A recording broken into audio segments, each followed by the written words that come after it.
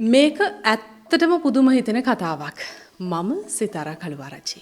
හැබැයි මේ කතාවට ඔයාගේ මොකක් හරි සම්බන්ධයක් තියෙනවා. එක්ක ඔයා චූදිතයා නැත්නම් පැමිණිලිකරු. කතාව මෙහෙමයි. ඔයාට ඉඩමක් තියෙනවා. ඒ ඉඩම පර්චස් 4ක 5ක ඉඳන් අක්කර 10 12 වෙනකම් වගේ වෙන්න පුළුවන්. ඒක ඇතුලේ ලස්සන හුරු පුහුටි ගේ පොඩ්ඩකුත් තියෙනවා. නැත්තම් හරි විශාල ඉතාම සුකෝපභෝගී ගයක් තියෙනවා. හරිම ලස්සනට ගෙමිදුලත් හදලා තියෙනවා. හරිම අලංකාරයක් තියෙන්නේ. ඇත්තටම දැක්කහම ඇස් ඉවතට ගන්න හිතෙන්නෙම නැති තරම් සුන්දරයි ලස්සනයි. ඒ ගෙදර වටිනාකම තවත් වැඩි කරන්න මහා මැදුරක් වට කරලා වගේ හොඳ ගරු ගාම්භීරයට තාප්පෙකුත් බඳිනවා. දැන් ඉතින් කතා දෙකක් නෑ. ප්‍රාසාදයක් තරම් හිතට සැනසීමක් ගෙන නිදහසක් දැනෙන තැන. මේ සුන්දර වටපිටාව ගැන හිතලා ඒක වැඩි කරන්න කියලා අපි කරන තවත් එක වැඩක් තියෙනවා. ඒක මොකක්ද දන්නවද? ඒ තමයි අර තාප්පෙට එළියෙන් පාර අයින දිගේ ඊටාම සුන්දර ආකාරයට මල් හිටවනවා. එක්ක මල් වැටක් හිටවනවා නැත්තම් මල් පෝච්චි 6ක් 7ක් විතර ගෙනල්ලා තාප්පේ ඉස්සරහින් දිගටම තියෙනවා. ඔයාගේ සුන්දර නිවහන තියෙන ප්‍රධාන මාර්ගයේ අද්දර නම් ප්‍රධාන පාරේ යන වාහන හෝ පදිකයින්ට ඔවුන්ට අවශ්‍ය ඉඩ නිවැරදි ආකාරයට තියෙනවා.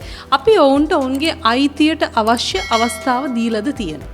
එහෙම නැත්නම් ඔබේ නිවස තියෙන අතුරු පාරක කියලා අපි කියමුකෝ. ඒ පාර අඩි 15 වෙන්න පුළුවන් 20 නැත්නම් 12 කියමුකෝ. එතකොට පාර අයිනෙන් තාප්පෙත් හදලා ඒ එක්කම අඩියක් අමාරක් මල් වැටකටත් අයින් කළාම කවුරුත් පාවිච්චි කරන පාරට මොකද වෙන්නේ? ඇත්තටම මල් වවන්න මල් හිටවන්න අපිට ගෙවත්තෙන් ඉඩක් හොයාගන්න අමාරුද? ඔබේ පෞද්ගලික පරිහරණයට ඔබට අයත් භූමිය භාවිතා කිරීමේ කිසිම ගැටලුවක් නැහැ. හැබැයි පොදු පරිහරණයක් සඳහා වෙන් කළ බිමක් පෞද්ගලික පරිහරණයට ගැනීම ඉතාම වැරදි වැඩක්. කෝ අපේ පුරවැසි වගකීම. එහෙම තාප්පයිනෙන් මල් හිටෙව්වා කියලා අමුතු ලෝකයක් හෝ ආලෝකයක් ඔබට ලැබෙන්නේ නැහැ කිසිසේත්. පාරේ යන්නේ නැය හිතයි ඔබ හරීම තණ්හාදික කෙනෙක් කියලා. වත්තේ ඇතුලේ මල් හිටව ගන්න ඉඩ තියාගෙන මේ පාරෙනු තව පොඩ්ඩක් අල්ලගන්න හිතාගෙන නේද මේ මල් වවන්නේ. ඒකත් තමන්ගේ කරගන්න නේද මේ උත්සාහ කරන්න කියලා ඔවුන් හිතාවි. හිටවන්න තියෙන දෙයක් ගෙවත්ත ඇතුලෙන් ඉඳගත්තාම කාටවත් ඒකේ ප්‍රශ්නයක් එන්නේ නැහැ. මං හරි නේද? අනික් කාරණය තමයි ඔය පාරේ යන වාහනයකට බාධාවකින් තොරව ගමන් කරන්නත් හරව ගන්න තියෙන තැනක, ඒ කියන්නේ ටර්නින් සර්කල් එකකදී බාධාවකින් තොරව හරව ගන්නත් පාරේ ඉඩ තියලා තියෙන්න ඕනේ. අපි හිතමු වාහනේ ගමන් කරන කෙනා ඔබ කියලා. ඔබ කැමතිද ඔබේ වාහනය සීරීමකට හරි ලක් වෙනවට මල් පෝච්චියක මල් ගහකවත් වැදිලා? ඔබ වගේම කිසිම කෙනෙක් එහෙම වෙනවට කැමති වෙන්නේ නැහැ. එහෙමනම් මොකක්ද ඔයාට තියෙන සමාජ වගකීම? ඔයාගේ ක්වලිටි එක. පොදු දේවල් පොදු පරිහරණයටත් පෞද්ගලික දේවල් පෞද්ගලික පරිහරණයටත් තියාගන්න එක. පොදු භූමියක හෝ ස්ථානවල අයිතිය මේ රටේ හැම පුරවැසියෙකුටම තියෙනවා. බාධාවකින් තොරව භාවිත කිරීමේ පූර්ණ අයිතිය තියෙනවා. ඒකට අපිට බාධා කරන්න බෑ.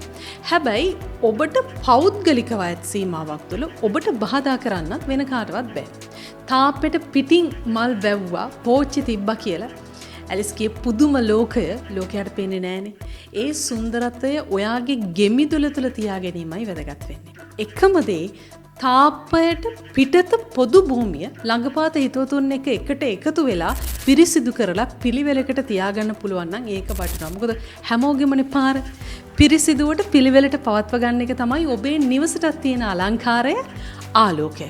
ඔබ දන්නවද පොදු මංමාවත් පොදු ස්ථාන පිරිසිදුව පවත්වා ගැනීම කුසලයක්. මොකද පරිහරණය කරන ප්‍රමාණය ඉතාම විශාලයි. ලොකු පිරිසක් ඒවා පරිහරණය කරනවා. ඊළඟට සමහර විටකේ ප්‍රතිලාභය තවත් පරම්පරාවකට ලැබෙනවා.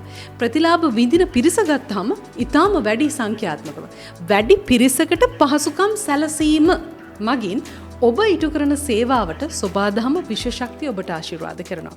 ඔබ වටා ධනාත්මක ශක්තියක් ඇති කරනවා. ඒ විතරක් නෙමෙයි මේන් ප්‍රතිලාභ ලබන හැම කෙනෙක්ම ඔබට ස්තුති කරાવી කෘතවේදී වේවි. ඒක ඔබ මුණ ගැහිලා ඔබට අතට අත දීලා ඔබව බැලඳගෙන කරන එකක් නොවුනත් ඒ හැම හදවතකින්ම දක්වන ප්‍රතිචාරය ඔබට විශ්වයෙන් ලැබේවි.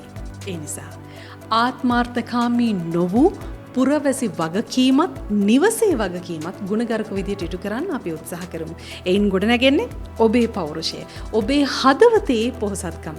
ඊළඟ පරම්පරාවට ඔබ දෙන්නේ අමිල ආදර්ශයක්. සමාජය තුළ කැපී පේන්නේ එහෙම ගුණාංග සහිත මිනිසුන් බව අමතක කරන්න එපා.